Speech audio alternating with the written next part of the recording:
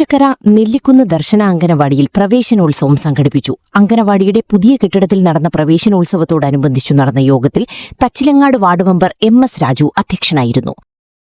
അടിസ്ഥാനം അംഗൻവാടിയാണ്. അംഗൻവാടി പഠിച്ചിരിക്കുന്ന ടീച്ചർമാര് നമ്മളൊക്കെ മോശം ടീച്ചറെ 1ാം ക്ലാസ്സിലും 2ാം ക്ലാസ്സിലൊക്കെ ആകുമ്പോൾ നമുക്ക് തിരിച്ചറിവ് കിട്ടും. അത് ടീച്ചർ നമുക്കിട്ട് തല്ലിയിട്ടുണ്ട് നമ്മുടെ മനസ്സിൽ കിടക്കും. അതുപോലെ അംഗൻവാടിയിലെ കേസിട്ട് നമുക്ക് പിള്ളേരാകുമ്പോഴും മനസ്സിലൊന്നും കാണത്തില്ല. അതുകൊണ്ട് ആ അംഗൻവാടിയിലെ ടീച്ചർമാരെ ആ വിദ്യാഭ്യാസമൊക്കെ എന്ന് പറഞ്ഞാൽ നമ്മുടെ എപ്പോഴും ഓർമ്മകൾ നിലനിൽക്കുന്ന ഒരു സംഭവമാണ്. കുട്ടികളുടെ ഏറ്റവും അവരുടെ അറിവിലേക്ക് പിച്ച വെച്ച് കുത്തിവെച്ച് കൊടുക്കുന്ന ഒരു കാലമാണ്.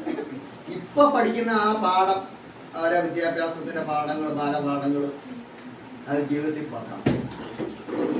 ആദ്യമായിട്ട് നമ്മൾ ശ്രമിക്കേണ്ടത്, വീട്ടിലിപ്പം അമ്മമാര് ഗർഭിണിയായിരിക്കുമ്പോൾ തൊട്ട് മൊബൈലില്ല. അവരിത് കണ്ട് നമുക്കറിയാൻ മേലെ പണ്ട് പറയുന്നുണ്ട്, അമ്മ നല്ലപോലെ ഭക്ഷണം കഴിച്ചാൽ കുട്ടി ഭക്ഷണം കഴിക്കും, അമ്മ പാട്ട് പഠിക്കുന്നതാണെങ്കിൽ ആ പാട്ട് പാടിക്കുന്ന കുട്ടി എന്ന് പറഞ്ഞാൽ ഇപ്പം ഗർഭിണിയായിരിക്കുന്ന അമ്മ മൊബൈൽ കാണും.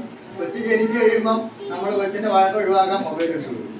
അവനത് 1 വയസ്സ് തൊട്ട് അത് കാണാനും പോകും. അപ്പോൾ പറഞ്ഞു വന്നതെന്നു കഴിഞ്ഞാൽ ആ ശീലങ്ങളിലൊക്കെ ഒരു മാറ്റം. അങ്കനവാടി പ്രവർത്തകരായ സുജ വി സ്വാഗതവും ഗീത കെ നന്ദിയും പറഞ്ഞു. ആശംസകൾ നേർന്നുകൊണ്ട് Nellikunnu ward member Girija Rajan, Thachalangad ward മുൻ member Seema Prakash, ICDS supervisor Deenu, Asha worker Gracy Mohan, Haritha കർമ്മസേനാംഗം കുഞ്ഞുമോൾ തുടങ്ങിയവർ സംസാരിച്ചു. കുട്ടികൾക്ക് മധുര പലഹാരങ്ങളും പഠനോപകരണങ്ങളും സമ്മാനമായി നൽകി.